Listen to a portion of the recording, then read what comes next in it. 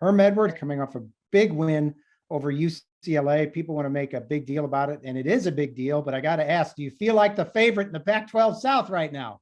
I don't know if there's a favorite in the South or the North. I think this conference always seems to beat up on everybody. We beat up on each other when you think about the 9-game schedule we have to play. And that's what's unique about the conference.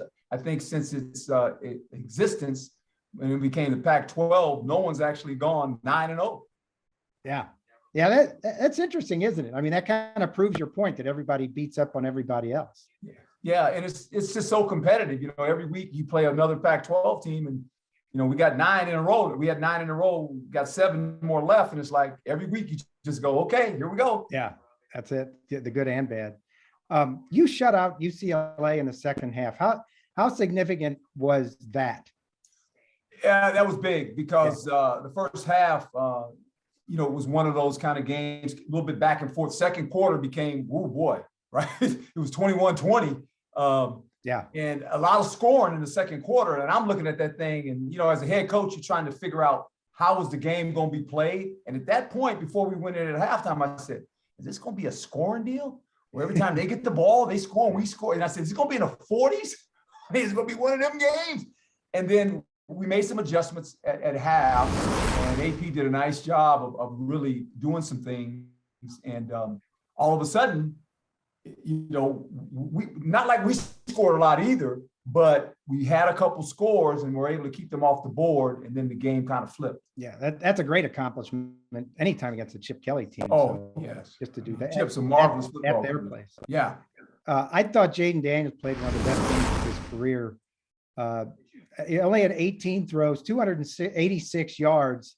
Was there a strategy there to have him take his shots, because he had 4 completions of over 45? Yeah, and you think about, when you look at it, we averaged about 22 yards a catch. Yeah. There were some things that Zach kind of looked at during the course of the week and gave him the ability to check out of some things if he got a certain look. And with that being said, you know, Jayden was able to do that.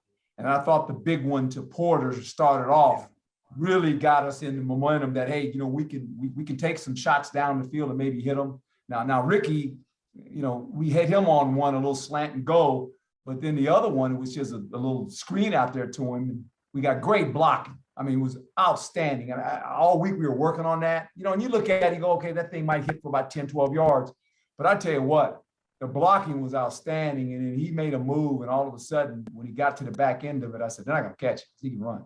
What kind of progress has he made? I noticed this week he's a number 2 quarterback in the league, at least by pass efficiency. No, yeah, you're right. And I thought this week was big for Jayden for a lot of reasons. He's from down in the Los Angeles area. His grandpa died on, a year ago, like on Friday, right? And I can remember in the locker room, visiting with him, and I said, now look, I said, here's the deal. And I was hugging him, and I said, yeah, your grandpa's spirit's in the stadium right now, and he's watching. You know, because when we were recruiting Jayden with his mom, and I went to grandma's house and met him, you know, great. And he was funny because, you know, he remembered me playing with the Eagles. So we having stories about the grandpa did? Yeah. About Philadelphia, right? Yeah. So great man. And I can remember visiting with him and telling Jayden, I said, you know, Jayden, I said, man, your grandpa is really proud of you, man. And I said, he's in this stadium. His spirit is here tonight. And I said, you just play for him tonight. That's all you got to do. Just play for him and have fun. Wow. And boy, I tell you what, he really performed well. Isn't that amazing? That's I don't know if that's something you can do in the NFL. I might be wrong, but that certainly makes a difference to a college player. Oh, there's no doubt. But you know what I learned? This was funny. My dad died in March, in the off season, March 27th, before I was headed back to Philadelphia my second year, when Dick was our coach, right? And Dick, you know, everybody found out. And I remember Coach Vermeil giving me a big hug and talking to me about my dad, right? And I learned that. I learned so many things from Dick Vermeil. He was like my second dad. It really, I needed a manly figure, you know, when my father had passed away, and Dick was similar to my dad. He was detailed, he was organized. You know, my father was a master sergeant, you know, and Dick was kind of like one of those guys, very detailed, organized. And I needed somebody like that. And he helped me get through my second season in Philadelphia because he was kind of like a guy I could talk to, you know, and I remembered that and kind of said, you know, when I become a coach, I'm gonna remember what Coach did for me. Yeah, he is a special guy. I mean, Hall of Fame. Oh yeah, way deserved. Yes, I mean, sir. late, but getting in. No, he's gonna get in. That's great. Very quietly, Arizona State has the #1 total defense in the Pac-12, and it's not really close. I mean, to give up 284 yards a game this year, this date and time is pretty special. What have you guys done defensively? Well, you know, Antonio's first year being the coordinator, and really, he's done some nice things as far as really putting a blueprint and an imprint on our defense with the players that we have, and letting them use their talent. You know, putting them in position where it's built around the players we have, and we feel like we've got some good guys in the secondary that can cover a lot of man-to-man. So we play a lot of man. And we do some things even in zones that we kind of match up in those things. And the D lines did a nice job. I mean, there's all kind of guys, but half the time I don't know who's on there anymore. We lost our best defensive lineman early, Lole, and we've got 2 freshman kids that have gone in there, and just everybody's kind of contributing.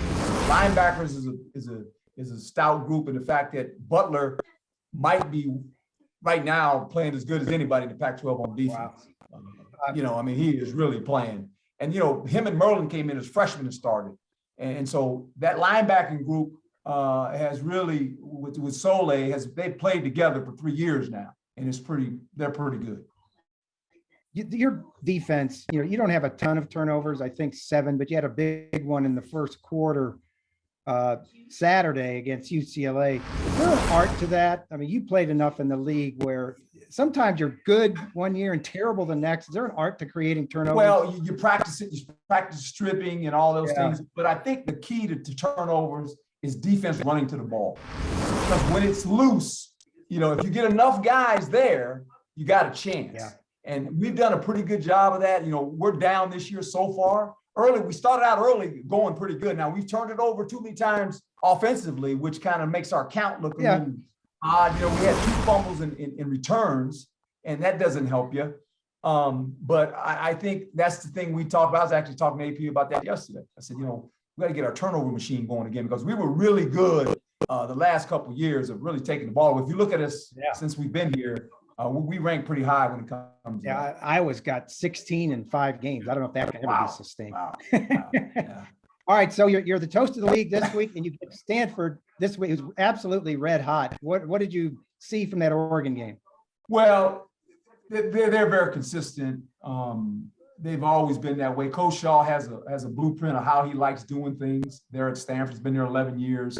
One of the winningest coaches in the conference, obviously, and they speak to their identity. You know, they got a quarterback that's got a live arm. They got some big wideouts that they throw the jump ball up there now when you're in man coverage, and they just let them go compete for the ball. They're always going to run the ball. We know that. They're going to have multiple tight ends. We know that defensively, they're very sound. They don't give up a lot of big plays. They make you move down the field, and they're really good on 3rd down. That's where they get you on 3rd down. Then all of a sudden you're punting, and it's always a low possession game. You know, it's not like a 14 possession game. It's like 10 possessions maybe. And so the game is methodical when you play those guys, and you can't get in a hurry. You get in a hurry, you get yourself in a bad way. And the way they played against Oregon kind of tells you who they are. You know, they were down. All of a sudden the 4th quarter showed up. They made a couple plays, and Oregon gives them the ball back. And here we go, right? And you've got, like you said, you've got to value those possessions. It almost puts a lot of pressure on the offense before they get out to the ball. Hey, this can't be 3 and out. No, you can't do that. No, 3 and out's no good. Because if they get a drive going, they'll knock off 8 minutes off the clock. So you know about that. Yeah.